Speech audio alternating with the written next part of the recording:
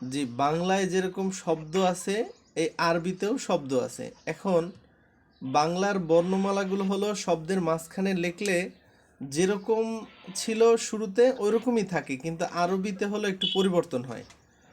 বুঝতে পারছেন? অক্ষরগুলো জি বুঝতে পারছি। পরিবর্তন হয়। সেই পরিবর্তনটা কেমন সেইটা আমরা আজকে দেখব। হ্যাঁ, ধরেন এইটা হলো আলিফ, এই যে এটা আলিফ না? হ্যাঁ জি হ্যাঁ, আলিফ। আর এর পরে এই একটা শব্দ, তারপরে আর একটা শব্দ, তারপরে আর একটা শব্দ। এখন এই তিনটা শব্দের কোন জায়গায় কিভাবে আলিফটা লেখলে কেমন দেখা যাবে, হ্যাঁ, কোন জায়গায় লেখলে আলিফটা কেমন দেখা যাবে সেইটা শিখব। হ্যাঁ, দেখেন, এইটা হইল শুরুর আলিফ, মানে শব্দের শুরুতে যদি আলিফ লেখা হয় তাহলে আলিফটা এমনই দেখা যাবে। বুঝতে পারছেন? হ্যাঁ শব্দের শুরুতে আলিফ লেখলে আলিফটা এমনই দেখা যাবে। যেমন দেখেন এই যে প্রথম উদাহরণটাতে, এই শব্দটা খেয়াল করেন। হ্যাঁ, এই যে প্রথম উদাহরণটা, এখানে এই দেখেন শব্দটার শুরুতে একটা আলিফ লেখা আছে, দেখছেন? জি জি হ্যাঁ হ্যাঁ, তাহলে শুরুতে লেখলে আলিফটা, আলিফ যেরকম আমরা পড়ছি ওইরকমই থাকে। কিন্তু যদি মাঝখানে লেখা হয়, এই দেখেন এটা হলো মাঝের আলিফ, মানে মাঝখানে আলিফ লিখলে এমন দেখা যাবে। বুঝছেন? এই উদাহরণটা কই পাবো? এই দেখেন এখানে, এইটার ভিতরে খুঁজেন। এই কফের পরে, মাঝখানের শব্দটায় কফের পরে একটা, দেখতে পাচ্ছেন এই যে মাঝখানেরটার সাথে মিলে, মাঝের আলিফ হ্যাঁ মিলে, হ্যাঁ দেখছেন? হ্যাঁ, কেউ না বুঝলে বলবেন। বা তাহলে শব্দের মাঝখানে আলিফটা লেখলে কিভাবে হবে? ওই যে ডান দিকে মিলবে, বাম দিকে মিলবে না। বুঝতে পারছেন? জি জি না বুঝলে বলবেন, আমি আরো ভালোভাবে বলার চেষ্টা করব। একটু জুম করে দেখাই। এই দেখেন, এই যে এইটা হলো আলিফ, এই যে এতটুক, এটা আলিফ। যেমনটা আমরা এই পাশে দেখলাম, এই যে আলিফ। হ্যাঁ, তাহলে এটা হলো মাঝের আলিফ। একবার বুঝলে সবগুলো বুঝবেন।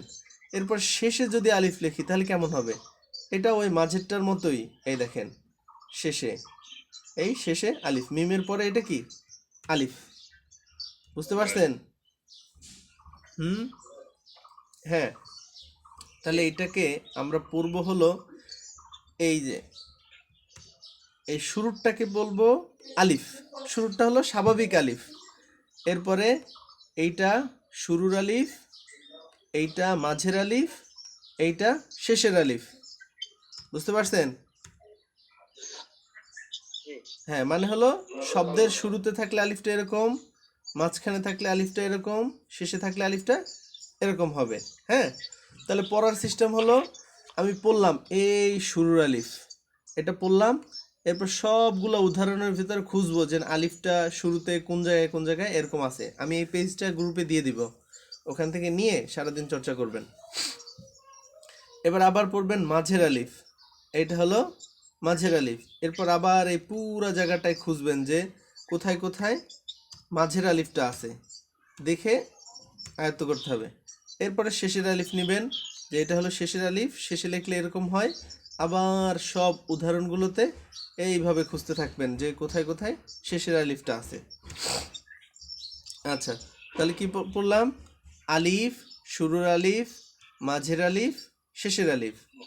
এরপরে বা, এটা হলো পূর্ণ বা, মানে স্বাভাবিকভাবে বাটা এইভাবে লেখা হয়, কিন্তু শব্দের শুরুতে লিখলে বা এমন হবে। বুঝতে পারছেন? উদাহরণে দেখেন, এই প্রথম উদাহরণটায় দেখেন, এই যে বা, দেখছেন? হ্যাঁ, তারপরে এটা হলো মাঝের বা, এটা মাঝের বা, মানে শব্দের মাঝখানে লিখলে বাটা এমন দেখা যাবে। তাহলে দেখেন তো, এই যে দ্বিতীয় উদাহরণটার মধ্যে দেখেন, এটা মাঝের বা। আরেকটা বা খুঁজে বের করেন তো, কোথায় আছে? শেষের শেষের বা না না না, ওইটা না, বলছি মাঝের বাটা আর কোথায় আছে, একটা উদাহরণের ভিতরে বলেন তো, যে অমুক লাইনের ওই জায়গায় আছে। একটু একটু বড় করে দেখানো যায় না, ছোট লেখা বাম পাশে নিচে আছে। হ্যাঁ, এই যে এই একটা আছে, তাই না? হ্যাঁ হ্যাঁ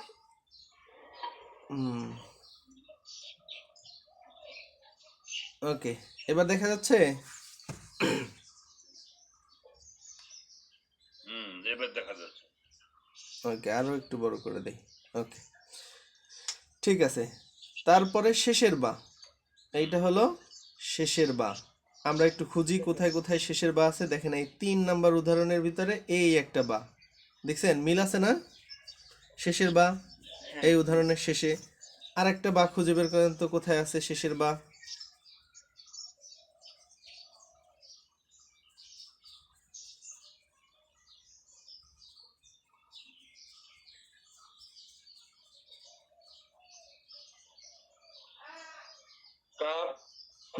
আর কোথাও শেষের বা নাই। হ্যাঁ, এই তো মানে শেষের বা এই পেজের ভিতরে আর নেই। না না, অ্যাডভান্স বলা যাবে না, এগুলো আপনি একা একা পড়বেন। হ্যাঁ বলেন।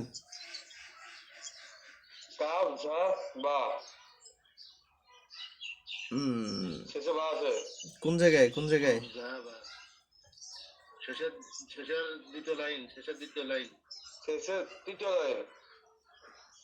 শেষের তৃতীয় লাইন এটা? মানে ভুল করছেন, এটা জাল জাল, কাপ জাল, আর এটা বা।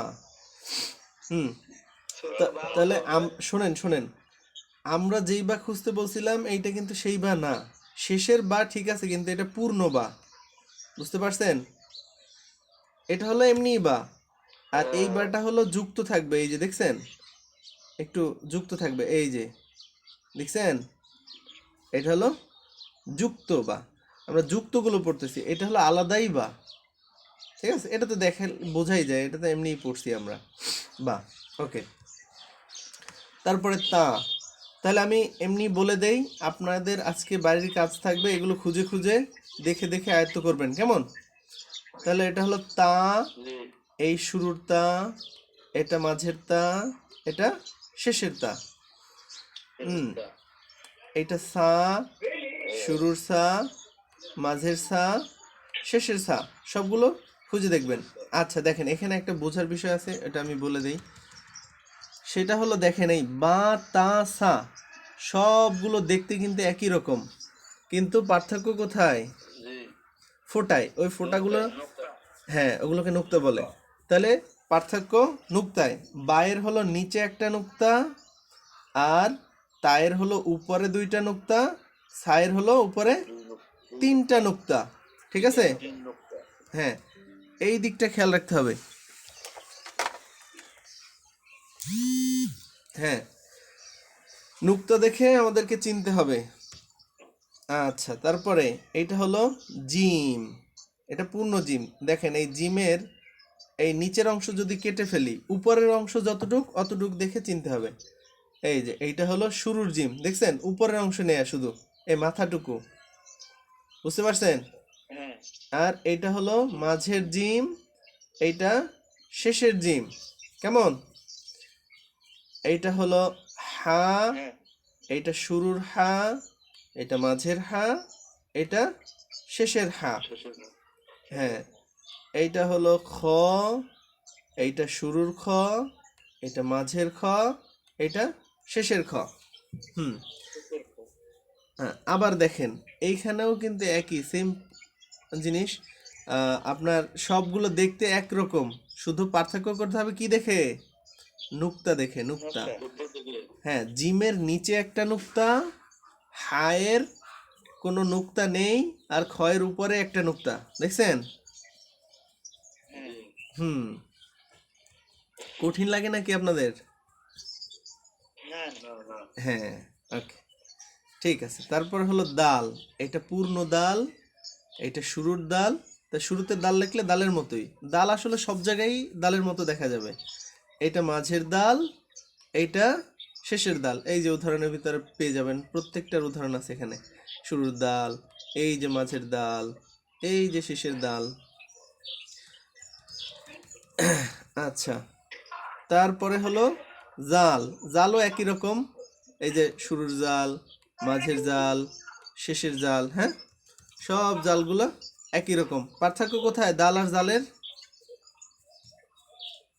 নুক্তা নুক্তা, নুক্তা, হ্যাঁ নুক্তা দেখে আমাদেরকে চিনতে হবে। আচ্ছা, নতুন একজন আসছে আমাদের সাথে। আপনি এত দেরি করে আসছেন, পড়া তো অনেকখানি পড়ে ফেলছি। আচ্ছা, তারপরে পড়ি তাহলে। আবার দেখেন, এইটা হলো পূর্ণ র। এটা কি পূর্ণ র। তারপরে এটা শুরুর র, মাঝের র, শেষের র। এইটা ঝা, শুরুর ঝা, মাঝের ঝা, শেষের ঝা। ঠিক আছে? তাহলে ঝায়ের উপরে এক, এই রয়ে কোনো নোক্তা নেই, ঝায়ের উপরে এক নোক্তা। হ্যাঁ, তাহলে এই দুইটা কিন্তু সেম, শুধুমাত্র নুক্তা দেখে আমাদেরকে চিনতে হবে যে কোনটা র আর কোনটা ঝা। হুম। তারপরে দেখেন সিন। সিনের শুধু এই মাথাটা রেখে আমরা চিনব। তাহলে এটা হলো পূর্ণ সিন, আর এইটা দেখেন এই তিন দাঁত থাকলে এটা সিন। এটা শুরুর সিন, এই হলো মাঝের সিন, এই শেষের সিন। এই যে মাঝের সিন দেখেন, এইটা কিন্তু সিন। দেখছেন উদাহরণের ভিতরে? সিন। আচ্ছা, আমরা কি সামনে আরো পড়বো নাকি এই পর্যন্তই থাকবে? সবাই বলেন তাহলে। মানে কঠিন হলে সামনে আর দিব না, এতটুকুই আয়ত্ত করে আসবেন কালকে।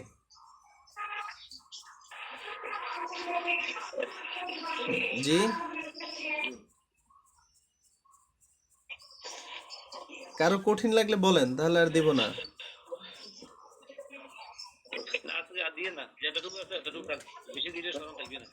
আচ্ছা ঠিক আছে, কিন্তু এতটুকু দিলাম, এতটুকু মুখস্থ করে আসতে হবে, হ্যাঁ?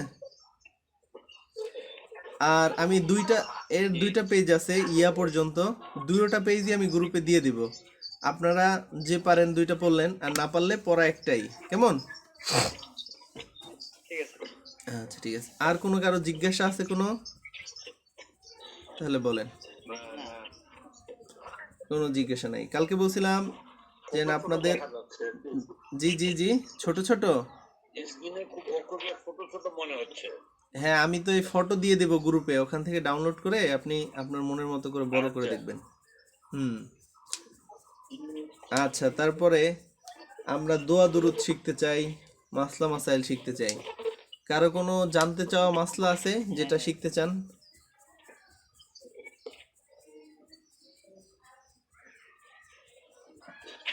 হুম। জি, তারাবির নামাজে হ্যাঁ বিতির। বিতিরে 2 রাকাত পড়ার পরে রাফা দাইন করতে হয় যে 2 রাকাত পরে রাফিয়া দেন তৃতীয় রাকাতে। তৃতীয় রাকাতে। হ্যাঁ, এটা তো সারা বছরই করা হয়। কাম করে কেন? তৃতীয় রাকাতে রাফি দাইন করার সময় ইমাম সাহেব হ্যাঁ বলে রাফি দাইন না করে যদি রুকুতে চলে যায়, হ্যাঁ রুকুতে চলে যাওয়ার পরে পিছনে মুক্তাদিরা লোকমা দিছিল। জি, লোকমা দেওয়ার পরে উনি বারবার 2 বার দেওয়ার পরে উনি পুরা ঢুকে যাওয়াতে আর লোকমাটা এলাও না করি উনি যথারীতি নামাজ পড়ি সাহসের যাচ্ছে। হ্যাঁ এখন যখন নামাজ পড়াইতেছে মাঝখান থেকে মানে ডাইন পাশ থেকে প্রায় অর্ধেক জামাতের লাইনের অর্ধেক পর্যন্ত লোক ওনার এটা বুঝতে পারে নাই উনি কি রাফি ডাইনের জন্য আল্লাহ বলছে নাকি উনি ওই রুকুতে যাওয়ার বলছে।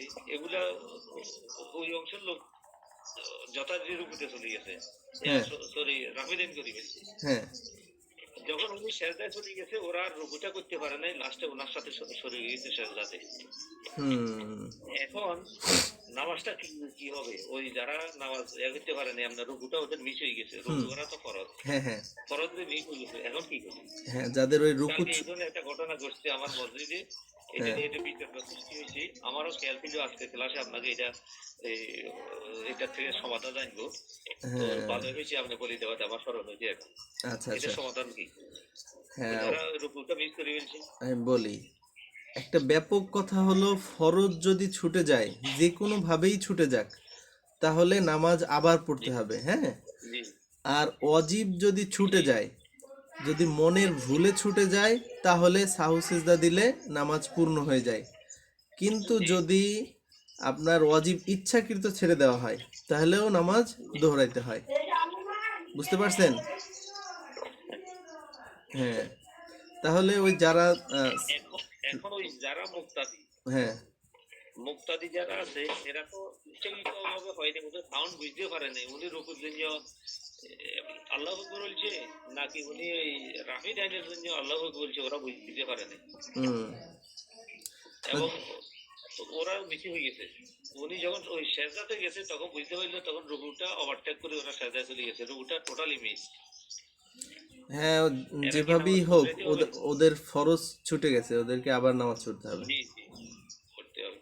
আর ওই ইমাম সাহেব যে ইমাম সাহেবের সাথে যারা সাহু সেজদা দিছে এদেরটা নামাজ কি করে, ঠিক আছে না? হ্যাঁ হ্যাঁ হ্যাঁ। আচ্ছা, আমরা দেখলাম অনেকে লাস্টে যুক্ত হয়েছেন, কেউ কি আছেন যে পড়াটা আবার বলে দিব? তাহলে আমি বলে দিতে প্রস্তুত, নাকি ভাইয়া বুঝতে? একবার বইলা দিলে ভালো হইতো। একটু আজকে তো শুক্রবার ছিল, অনেক ক্লান্ত ছিল শরীরটা, এই কারণে একটু ঘুমাইছিলাম। ওকে ওকে, ঠিক আছে।